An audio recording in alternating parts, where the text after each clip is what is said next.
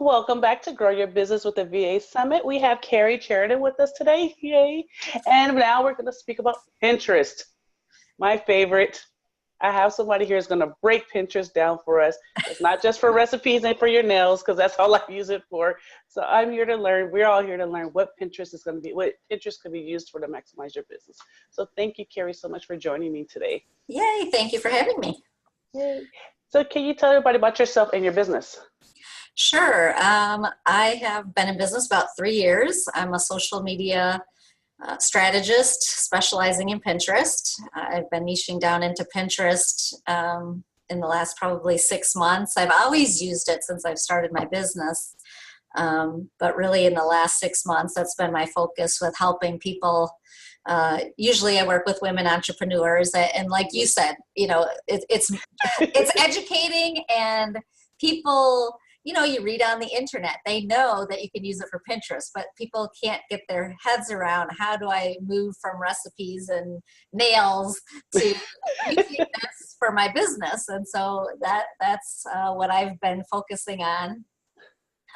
And again, my business, I've been in 3 years, and it's just been a transition. And I think Pinterest is just an overlooked opportunity that they don't, people they don't know how to use it. Unlike Facebook and Instagram, you know what that is, and so it's just, it's one of those platforms that I think you need to be on, especially like as a busy mom. With kids, it's fairly passive. And I say fairly passive because you always see that everywhere. Oh, I made this much money, or I grew this many followers without doing anything. And so, I mean, nothing is 100% passive, but I think in comparison, Pinterest can be passive. And so I think that helps when we're busy to have something working in the background for us that's building our business. Oh, that's great. So, as you know, I'm new to Pinterest. Well, as it new, I don't use Pinterest to its full potential. I just use it for 2 things only, but I know more can be used for it. So can you please explain, why is Pinterest so big? Why is it just such a powerful place? Okay, I'm going to go to Pinterest. Well, I'm going to read you a couple of stats, and especially being a woman, and like my ideal client are women entrepreneurs. And so in 81% of the Pinterest users are female. There's your audience. 87% of Pinterest users have made a purchase because of something that they've seen and researched on Pinterest. And Pinterest has 250 million users, monthly users. And then the average time spent on Pinterest, and I'm sure you know this, because you get sucked down that rabbit hole, is 14 and a half minutes. And then the demographic of the women, they have money to spend. And so comparing it to Instagram and Facebook, you're not typically going there to buy. And so with Pinterest, people are using it as a research tool. You can purchase, there's buyable pins. You can make purchases off of Pinterest, and people are spending their time there. And so, from an entrepreneurial perspective, you want to be there because that audience is already primed to buy, and that's isn't that the best audience? Yeah, really. So because you do get stuck on there, you really do. You get stuck on there. Let me look at this one, and you see something else. You're like, wow, let me look at this one. So you just keep going, and then to see it all together, it's like, and you can buy it. You're right. It is so much easier. Exactly. So, what else can Pinterest be used for besides recipes? I know some people put blogs up there. So what else can it be used for? Well, Pinterest is, it's a couple things. One, it's a traffic driver. So if you are a blogger or a YouTuber and you want to drive traffic to your website, you're going to put your blog posts up, or your YouTube, like pins to your YouTube videos, or a sales page, wherever you have a URL, if you have digital products or courses, any place you have a URL that you can drive traffic to. So that in turn then helps you make sales. You can do affiliate marketing through Pinterest as well. And so, what it's Pinterest, I always say it's a traffic driver, but the other part of the piece is sort of the funnel. It's the sales Right. journey that you're taking people down. And so it's like, if you're using Pinterest Smart and driving them to your website or a sales page, you know, you need a call to action. What do you want to do? From a service provider standpoint, do you want to get more leads? Do you want to grow your email list? Or you have a digital product to sell, or, you know, they have Shopify integrates, and a couple other platforms. So then, you know, if you're in the product, if you're selling a physical product, you can sell that as well on Pinterest. So, you know, it can be used almost for any There's so much you could do with business. Yeah, I mean, it's crazy. and then too, the other benefit is the lifespan of a pin. A pin has a lifespan of 3.5 months, and that's just one pin if I pinned it one time. As part of your process, you are going to continue to repin it, and so each pin has a 3.5 month life cycle versus, you know, you put something on Pinterest or Instagram and it gets shoved down a feed pretty quickly. So yeah, for Instagram and Facebook, it just goes. Yeah. If somebody doesn't catch it. Yeah, and I mean, we know only a small percentage of people see, you know, your posts, and with algorithm changes, you're kind of at the will of Facebook. Yeah. What algorithm change are they making now? And so there's different things that Pinterest versus Facebook, for example, they don't penalize you for using a different scheduler, because you need a scheduler. We'll get to that, I know. Oh, wow. I didn't know that. But okay. Wow. So what is your process? So if I hired you, can you pin stuff for me? I don't have content or anything. I wouldn't even know what to do. What is your whole process of hiring you? First, well, the kind of the prerequisite for Pinterest is you need content. And so I do a discovery call with the client and find out, you know, what's your website? What kind of content do you have?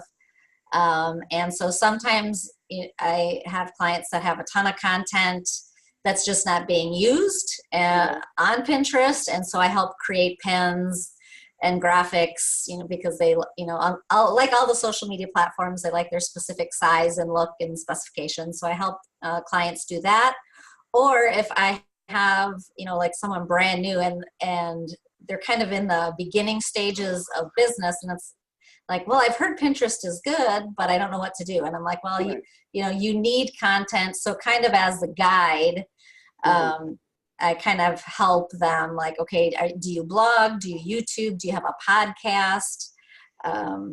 You know, if you just starting and you have an opt-in, I mean, you don't need a ton of content, but you need things to pin. And so if you have an opt-in, a sales page you want to go to, you know, it's helping them create pins and have that mindset of how Pinterest differs from the other social medias, so that you can, you know, guide them in the right way. So then I help them with that. And then, like you said, then I do the actual pinning.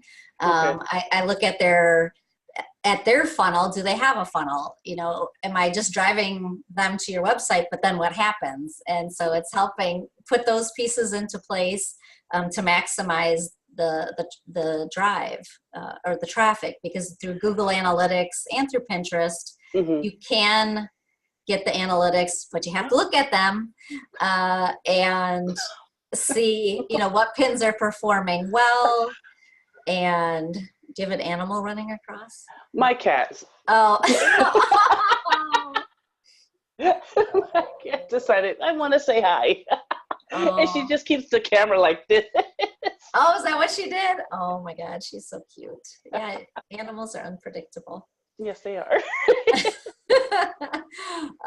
So that's how I help a client. You know, you kind of, a lot of the work is up front, and then after that, it's just maintenance. It's creating pins for new blog posts or new YouTube videos. If you have a new opt-in, that type of thing. And then I go in and, like I was talking about, a scheduler, I will go in and fill in the pin schedule. I call that maintenance pinning, where you know, you want to continue keeping your pins moving. So you said you need to use a scheduler. So what kind of scheduler do you use? What kind of system is that? I use a program called Tailwind. Okay. There are a couple others that are approved, but I started with Tailwind, and I just think it has the best analytics because you need to look at that stuff to make sure that your pins are performing well, what works, what doesn't. And so Tailwind, um, it has a queue, it has a smart scheduler, so that's ideal because it's like if I'm going to pin 10 or 20, 30 pins a day, I want my pins to be out in front of my ideal client when Mm-hmm. they're on Pinterest. And so it uses algorithms in the background and creates these smart schedulers, smart like time slots for you. And then you go in and fill in the time slots with pins, and you are sharing your pins as well as other people's pins that you're doing a similar content share like you do Right. on Facebook because it's not all about me, and uh, look at what I have. Right.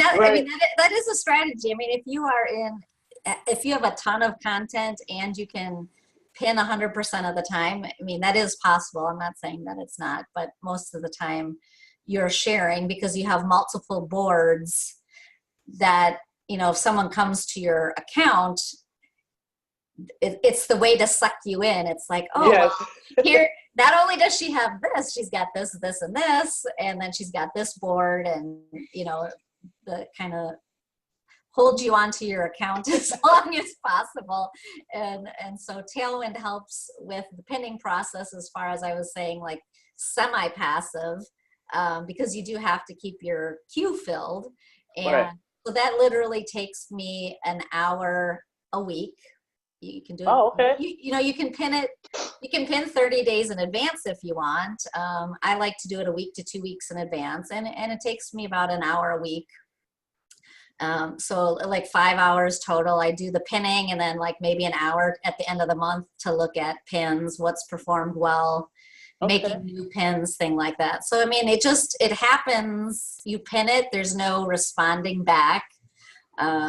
Like Facebook and Instagram, there the importance is engagement. You want to engage with people, and so Right. Pinterest, you don't really have that engagement piece from a texting back and forth kind of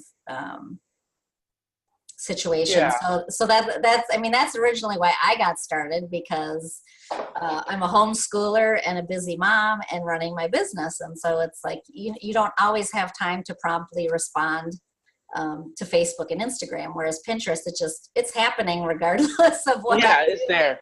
But you And don't need to communicate back and forth with anybody. exactly, yep. So you say, like, how do you know what time to pin stuff? Like, when is the best hours or pin, or does that system tell you when? The system tells you when. Oh.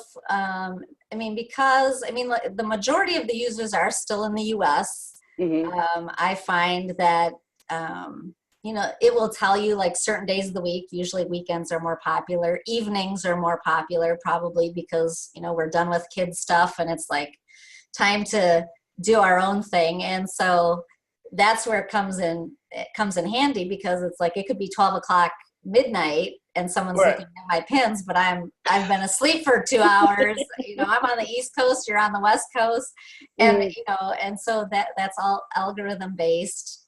Oh, Um, okay. and so that's the value. That's one of the values of having Tailwind. That's great that program does that for you. It helps you because it did all the research for you already.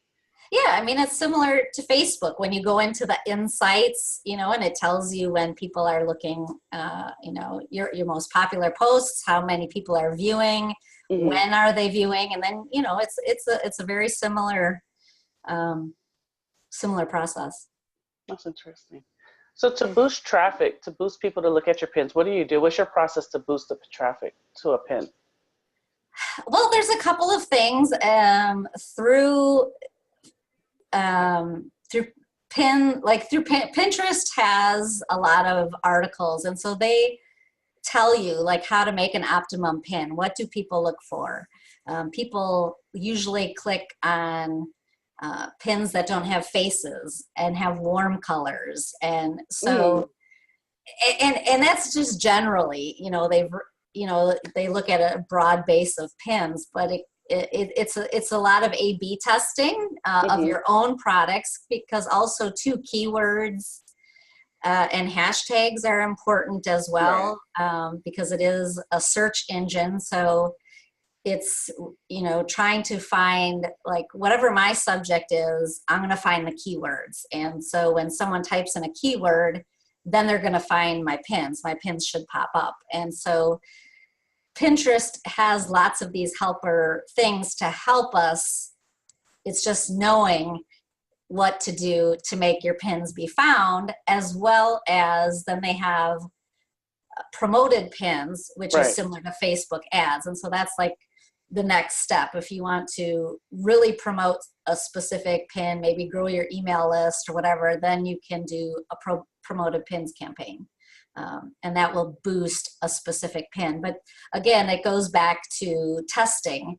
You can make, and there's no rules either, which is nice with Pinterest. You don't have to just make one pin for one blog post. Pinterest likes new pins, and you don't know what's going to resonate with your audience. So what I do too is, you can minimum, I say, create at least 3 pins per blog post, and you can use different colors, different images.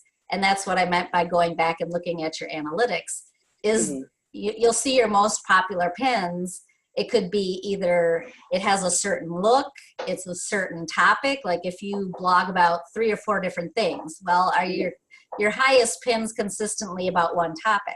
Well, use that information to your advantage and create more pins that have that look, or whatever that topic is. Pin more of that, write more of that, because that's what your audience likes. And so it's all these things that Pinterest helps tell you. It's just, you have to know what to look for to help yourself, because you will read how I made my pin go viral. Well, you can't really make a pin go viral. You can't force it, but you learn what makes it popular. And then the other thing too is, if you pin something today, doesn't mean in 3 months it won't go viral. So it's that's always exciting. Have you ever had a pin that go viral? Me personally, I wouldn't say viral. I mean, that's sort of a loose term. Kind of like you call things natural,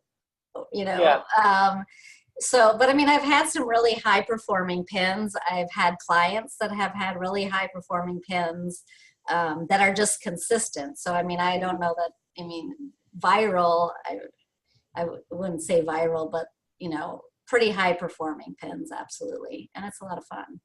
Because you just keep pinning it. I mean, there's, again, like, that's the nice thing about Pinterest. You can pin it and pin it again. And if it's working, you keep repinning. So how do people say they make all this money off of Pinterest? Like, as some people like bloggers, I made all this so such money off of Pinterest. I did this off of Pinterest. Do you get paid per pin, or how does that part work? Because I do see posts where people say they made so much money just off of Pinterest. Well, it can be a couple of different things. It's either, to say you've made it on Pinterest, I think they mean using Pinterest as that vehicle. Okay. You can make money, obviously, through affiliate sales, affiliate marketing. You can also, like I said, you can sell products. So, to say you made it on Pinterest would be, okay, I'm selling products, physical products, because there's a lot of Etsy shops and things. So then you could say, okay, I made money on Pinterest, but it's really Etsy. It's just the Pinterest was the driver. Gotcha. It's the funnel. It's the funnel. Right. Or, okay, I sold a gazillion, of my digital product or my course. And it's like, the course made money and you made money off the course, but it was advertised by Pinterest. So, there's a couple different avenues that they can say I made money on Pinterest. I'd say it's using Pinterest. It's using. Got it. Because Pinterest gets you there, but it takes you to your site. Like you said, it's a funnel. It's a funnel. So how fast are some of your pins increased? Like if you post today, do you see like a big change overnight, or does it take like a month or two?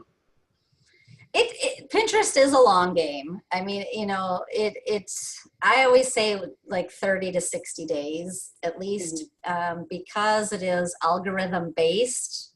When you're creating the pins with the titles, and as the person who's pinning it, I'm pinning it strategically. You know, like if I had a pin for world's best pancakes, Pinterest has to learn that that's a pin about pancakes, and they're going to learn that it's about pancakes because I've hashtagged it, I've keyworded it, I've pinned it to recipe boards. If I create a pin about pancakes and I start pinning it to just random boards, and then I don't have it keyworded very well. If I just say, oh, you know, visit my website to get some really cool breakfast recipes, that's sort of doing you a disservice versus world's best blueberry pancakes in 5 minutes flat, you know, and then I've hashtagged it pancakes and recipes or whatever. And so it's us as the end user, one, that helps, and then it's Pinterest that has to learn what that pin is about, and it's us that's helping Pinterest learn. So it can either learn really fast because I put it on a pancake board, or it's going to take longer because it has to sift through recipes, and then all of a sudden people are picking up the pin and pinning it to their pancake board, for example. And so, I mean, you know, when you see pins, now they have a recommended. They have like, if you like this, check this out. And so that's the learning process that Pinterest does in the background. So very rarely is it gonna like overnight like skyrocket, because you know, Pinterest is slower, even like comparing it to Facebook ads. Facebook ads, you turn them on and you turn them off, and you can turn them on for 3 days and get a big spike in traffic. Whereas like a promoted pin campaign, it's recommended to at least run it for a week, because the analytics are slower to accumulate. So it's a long game, and I do tell clients that, because it's not an overnight. It's a long-term strategy, really. Which makes sense. So you have to, I mean, I say minimum you have to be on the platform consistently pinning at least 6 months to really get good data, and, you know, really being able to let Pinterest do its thing by learning what you're putting out there. That's good. That's great. Because so it's basically, you need to have the right words. Because it's true, when I type in something, it's whatever is in my word I use, it pops up. So you need the right hashtags. I see what you mean. You need the right wording. Right. Exactly. And Pinterest does make it easy for you. They give it to you. You know, there's the search bar, and you type in something, and then if you've ever noticed, you start typing in and something pops up, like the rest of the phrase, because you can search on a phrase, you can search on a keyword, and then you hit enter, and then there's little tiles underneath, and you know, you may not notice, like, well, what are those tiles for? But it may be pancakes, and then it'll have blueberry, gluten-free, and so it's telling you from left to right what is the most searched upon. So I mean, it's very targeted, and it's just looking at the right thing, and it's not hard. It's just knowing what to look for, and what you know, why are those tiles popping up. As someone who just uses it for recipes, you might think, oh, okay, well, I'll just click on it and see what happens. Right. But you don't really know the intent of why it was there, why Pinterest put it there. And it's like, once you know, you're like, oh, okay, you know, that's pretty cool. Yeah, I'm like, okay, next. And I go to the next picture. And like, I'm there for 15 minutes, but I catch myself for half an hour to an hour sometimes. Oh, I know it. It's a little addicting. Yes.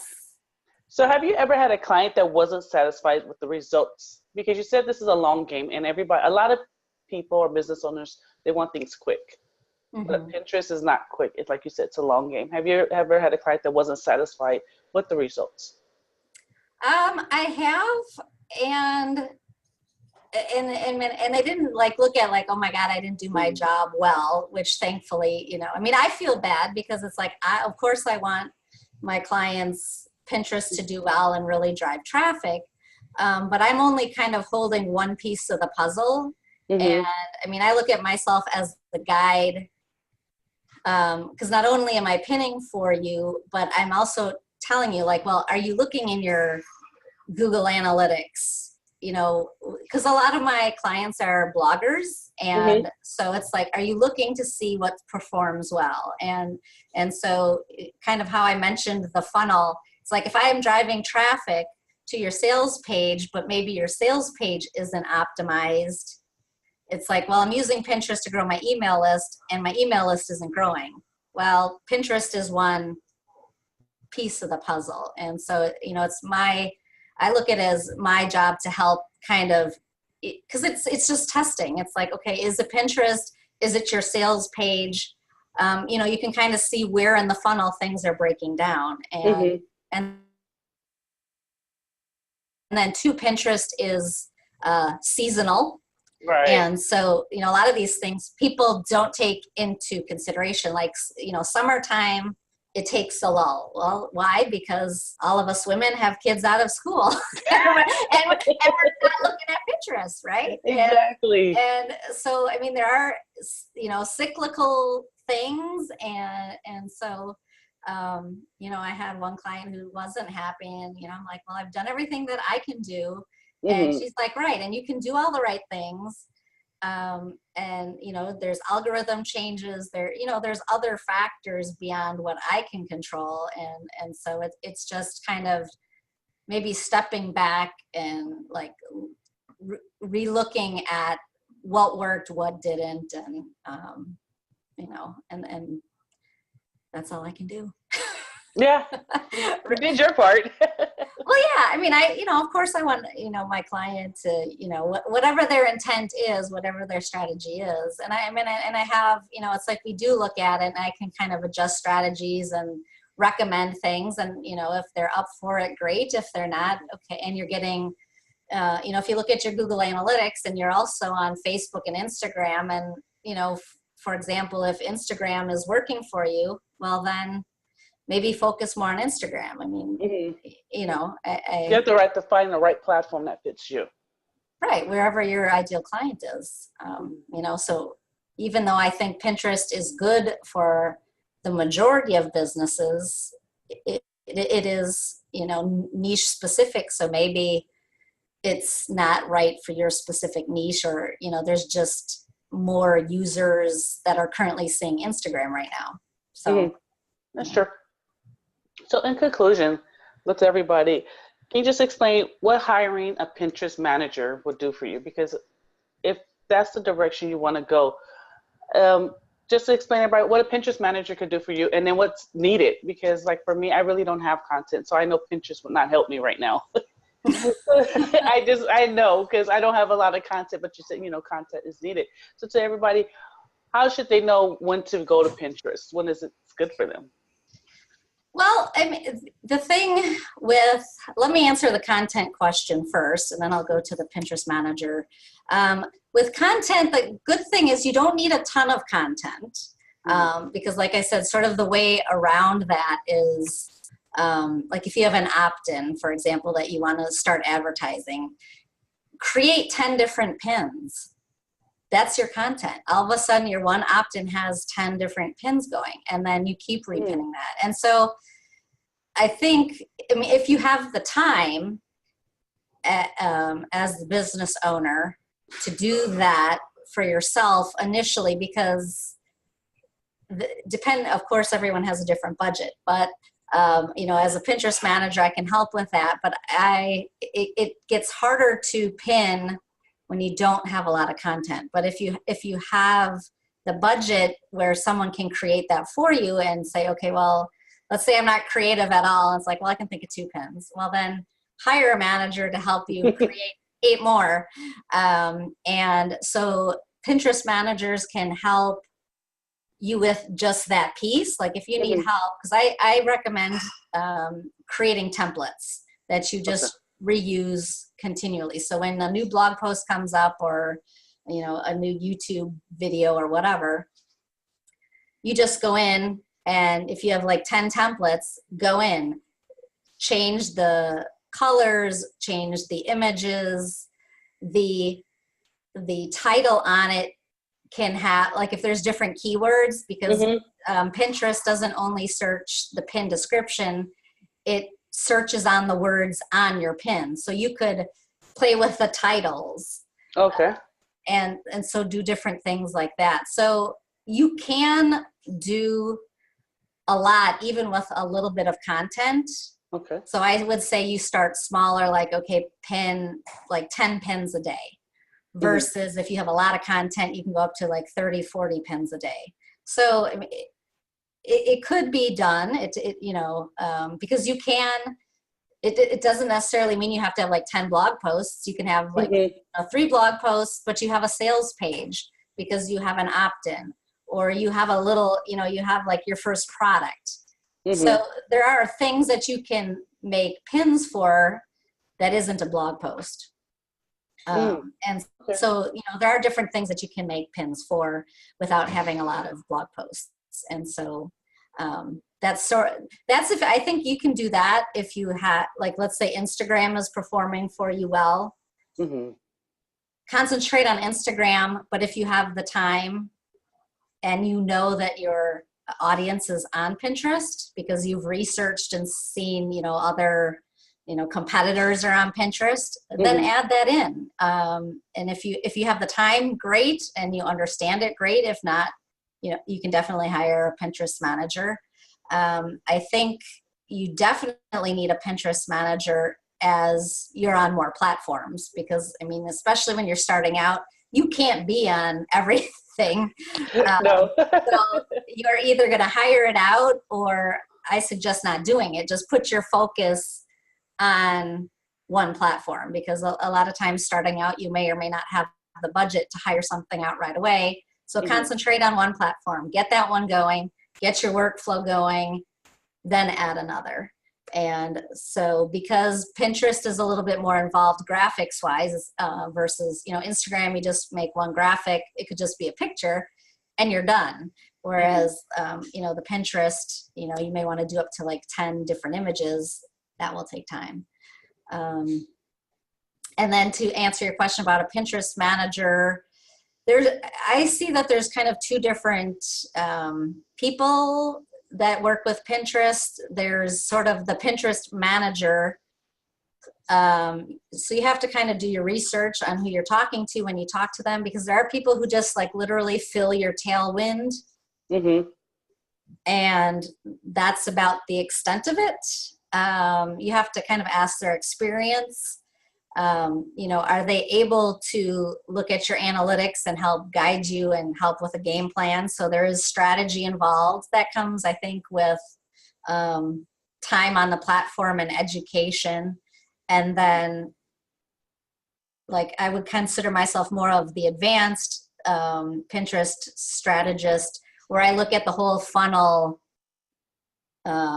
And looking at everything. I'm looking at all the pieces in the puzzle versus just, you know, focusing on just driving traffic to your website. So it kind of depends where you are in your business, your budget, what do you need, because there are people that are very savvy in Pinterest, but they just don't have time to do the pinning. So you know, as a business owner, it's like, what do you need at that time? Is it just filling a queue, or is it like you don't know much and you really need help with the strategy? So that would be my advice when you're researching who to hire for your team. Makes a lot of sense. Makes a lot of sense. So I want to thank you so much, because I learned a lot. I learned a lot today about Pinterest. And as I keep kind of saying in my videos over and over, as a business owner, you stay in your zone of genius. And if you're thinking about Pinterest, hire somebody. And here's this perfect person. She clearly explained to you everything is, what is your budget and what are you looking for? So that's my whole thing, is stay in your zone of genius. You're the business owner. If you're coaching somebody, coach somebody. But don't try to coach and pin, because you're not going to get the results you want. Unless you like it. I mean, I'm not saying unless you like it and have time. And Yes. I mean, really, Yes. Time is important. time is money, as they Yes, say. And exactly. so, But if you have the time to focus on your business, you can hire somebody to help you do it, because I think that's important. Because you don't want to put something about coaching and then you end up in a pancake section, because I've seen that before. I'm going exactly. through my pins. I'm like, where did that come from? Somebody messed up. Well, sometimes there's sponsored posts, and you have to kind of look a little closer. I'm like, well, why on earth is something like that popping up? So that's the genius of promoted pins, right? Because you're Exactly. looking at one thing and something else popping up. So, Completely opposite of what you're looking at.